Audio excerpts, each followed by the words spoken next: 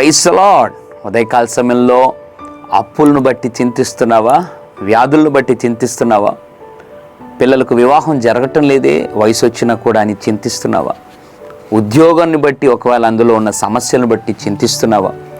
గర్భఫలము లేదే అని చింతిస్తున్నావా?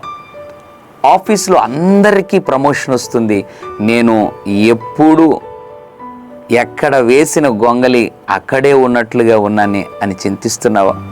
ఒకవేళ నేనిప్పుడు చెప్పినటువంటి ఆ యొక్క విషయాలలో నువ్వు చింతించకపోయినా బహుశా ఏదో ఒక విషయంలో కుటుంబంలో పరిస్థితులను బట్టి, పరిచర్యలో రకరకాల పరిస్థితులను బట్టి చింతిస్తున్నావా?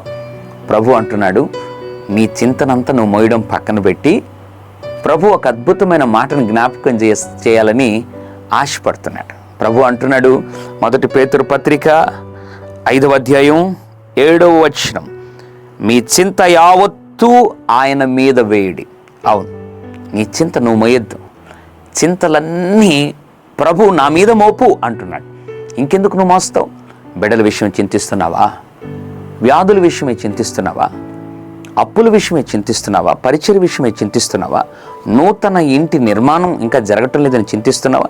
నీ సమస్య ఏదైనా నీ చింతంతా ప్రభు మీద మోపు అని ప్రభు అంటున్నాడు.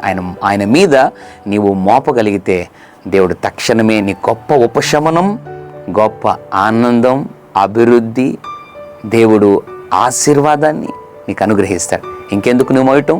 చింత ప్రభు పైన మోపి ఆయన ఇచ్చు దీవెనను అనుభవించు. పరిశుద్ధుల తండ్రి నీకు వందనాలు.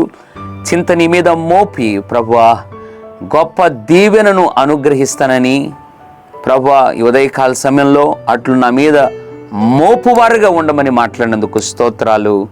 ఎవరైతే చింతలు ఇంకా మోస్తున్నారో వారు ఇది మొదలుకొని వారి చింత యావత్తు నీ మీద మోపి నీవిచ్చు జయము, ఆనందమును అనుభవించు వారిగా చేయమని, వారి చింతలన్నిటి నుండి విడిపించమని, గొప్ప ప్రభువా నెమ్మది దయచేయమని, సమాధానమేమని యేసు నామములో ప్రార్థిస్తున్నాం తండ్రి.